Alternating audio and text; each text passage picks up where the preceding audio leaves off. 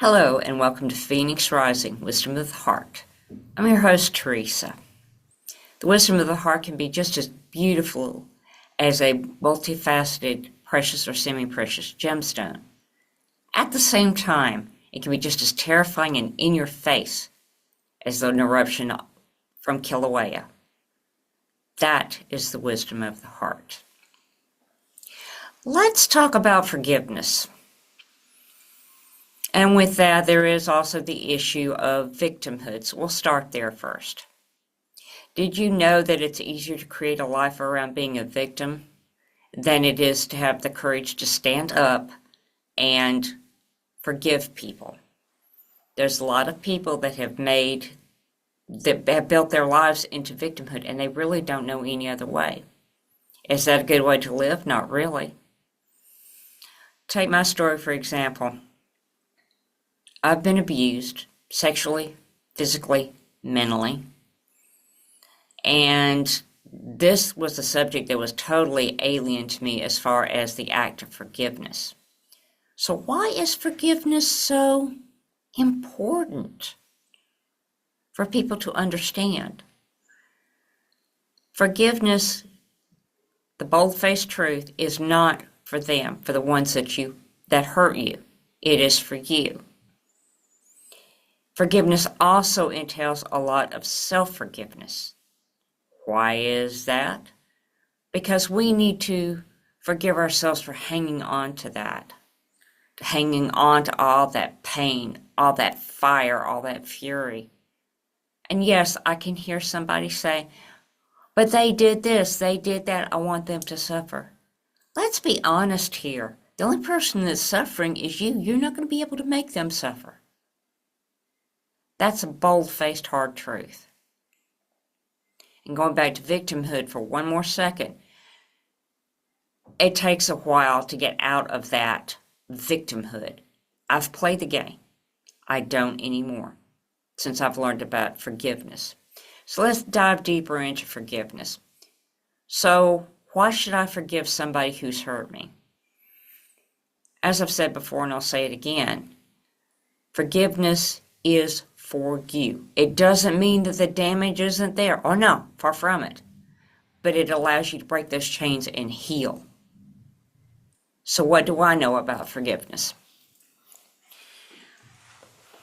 There have been times in my years on this earth that I have been hurt so deeply that I swore I'd never forgive.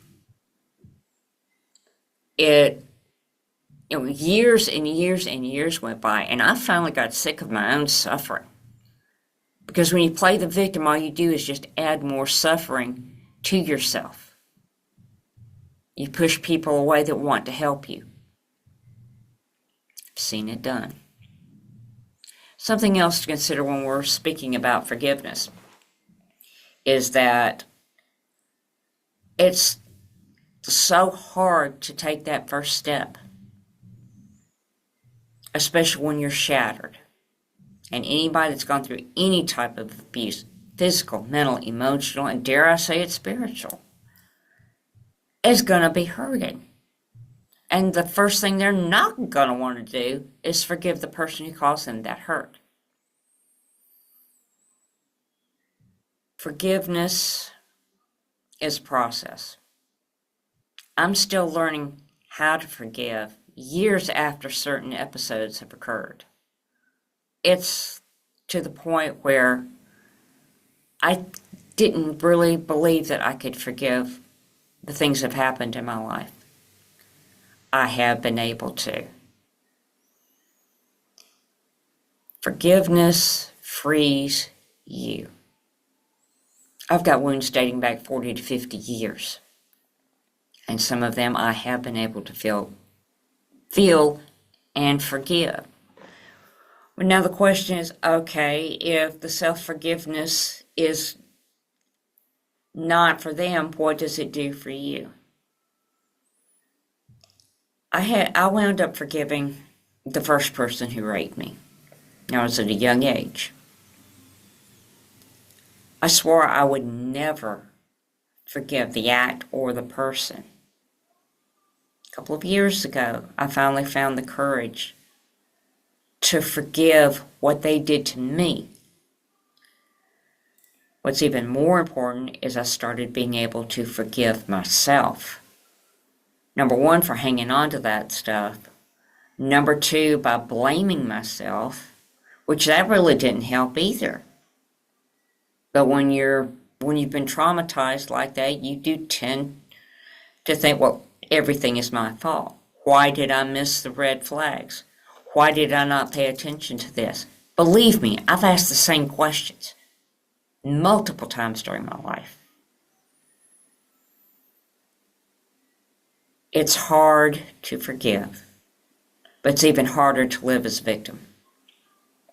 And some people won't be able to walk out of that victimhood. That's all they know. And there's no criticism in play here. I used to be the same way.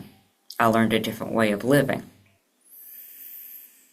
So what can you do to forgive? You can write a letter to the person that's hurt you and burn it. You can write it in a journal and destroy it. You can do a mental process like visualizing the person before you, saying, I forgive you, and I also forgive myself. Forgiveness is freeing and healing. I did one recently. I burst completely into tears because this person, I swore I would never forgive. Good friend of mine. When I finally said the words and meant them, I forgive you for what you've done to me. I release the pain and I forgive myself. That is freeing, and I burst into tears. And I cried for over an hour because that pain, that anger, that rage, all that was so locked in. When I truly and honestly forgave the person in question. The chains fell off. I realize that there could be some that say that this is just a quote-unquote New Age technique. No, actually it isn't. A lot of different spiritual teachers that I have heard over the years, Philip the Abundance Alchemist, Napoleon Hill. There's a lot of people that teach the art of forgiveness. Because if you're not able to forgive, that turns into bitterness. And that's harder to get rid of. You know, my mother taught me a lifelong lesson about bitterness. She stated oftentimes that hatred does more damage to you, the vessel in which it is stored, than on anybody that it would ever be poured on. And she was correct. Her lives and Dad's lives as children were pretty traumatizing. I heard stories that could curl my hair. And I looked at both of my parents with awe. How the hell did you find the strength to be able to keep pushing? And most of the time the answer was, because I didn't have any choice. Mom forgave a lot of the things and people that hurt her. Dad much the same. Forgiveness is very necessary, and it is a necessary part of healing. And something else that's going to go with this, that's going to be talked about in another podcast, is the act of self-love and how important that is, because that is also an important component of healing. It's a long time in coming for me, because I spent years and years and years being a victim in one way, shape, form, or another. All that did was just make my life a living hell, eventually. And it also turned into forms of dis-ease because I was not balanced. And it's hard to step out of that pain. Believe you me, after being raped twice, having a lot of emotional and mental abuse, yeah, it's damn hard to take those first steps towards the light. Some people, all they're going to know is that pain. That's all they're going to know. They either don't know how to get out of it or can't get out of it. Forgiveness, I can't stress this enough. Forgiveness is a balm to the soul. I mean, I've gone through some of the worst things a woman can go through. One thing I want to say also is that holds true for the gentleman as well. Never think the gentleman can't go through what ladies can. I know otherwise. Back to forgiveness. I know what forgiveness did to me. I'm still forgiving stuff from childhood. But yet every time that I forgive, I get a release. I cry. Sometimes I'll scream and yell. But most of the time I'll cry like I've lost everything. What I've lost is that memory. I don't need that memory anymore. It's not a part of me anymore. There's things that happened to me like when I was 4 or 5. I'm still forgiving for. Teenage years, adult years, later adult years, same thing. You get to the point where you want peace more than you want pain. That's the way it happened with me. I wanted peace instead of pain. And the only way to do that is to start to forgive myself. As I stated before, and I'll reiterate, that when you've been abused or in a bad situation, your first thing is, why did I ignore the warning signs? Why did I not do this? Why did I not do that? I must have deserved it. I'm a bad person. And so on. A lot of times you didn't do anything to deserve that. In fact, 99%, no, let's just say 100% of the time. There are these people in this world that are like that. And that's the kindest that can be said. Forgiveness for me is allowing me to recover some of the gifts that I had when I was younger, because the pain, the hate, the victimhood, they all buried it. Case in point, I used to play flute up until a certain year. I was traumatized and I quit playing the flute.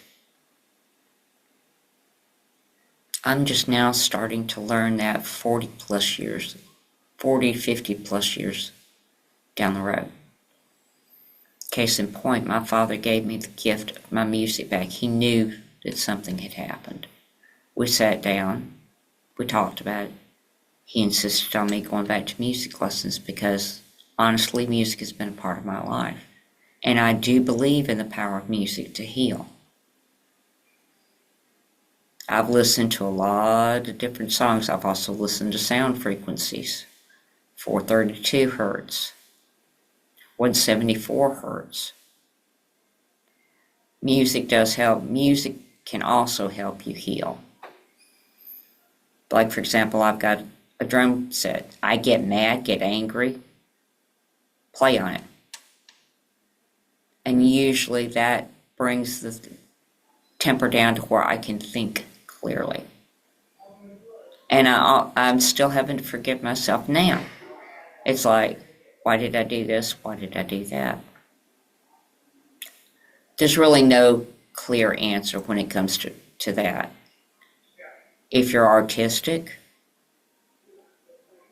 create pictures, whether through the computer, draw, paint.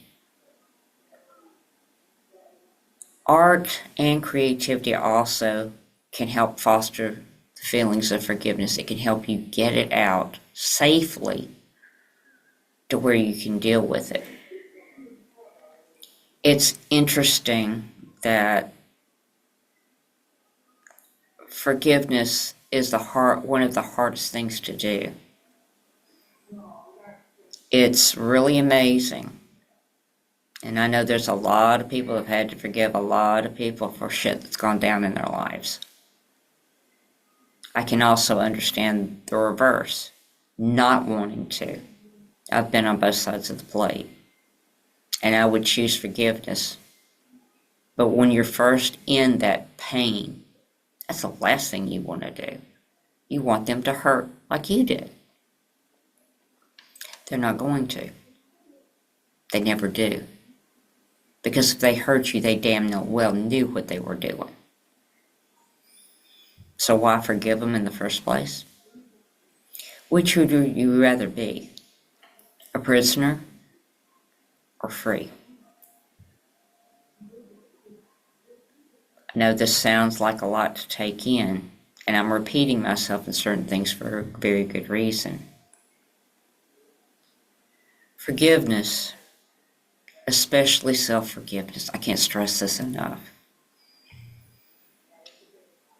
Especially when you've been so traumatized that you start blaming yourself for every single little thing that goes wrong when you don't have anything to do with it. And that's the hardest lesson that's been for me. Because for years, anytime anything would go wrong with either mom and dad or health issues, what did I do to deserve this? I must have done something wrong. Been that way since I was a little girl. Now, I don't do that. I choose to forgive because a lot of times we take on responsibility for things that it's not our responsibility to take on. Plain and simple. You learn how to move different. You learn how to act different to keep any more from coming on you. And for anyone that's been abused, I'm walking right with you in the trench. Been there, done that. And it's not the easiest thing in the world. So, with that being said, think about adding forgiveness to your life. It may take a while, and it takes a lot of courage to make that first step. But you will be glad that you did do it. If you want to get more information, please visit my website at https Golden Phoenix Voice Works, WERX.com. We'll talk again next week.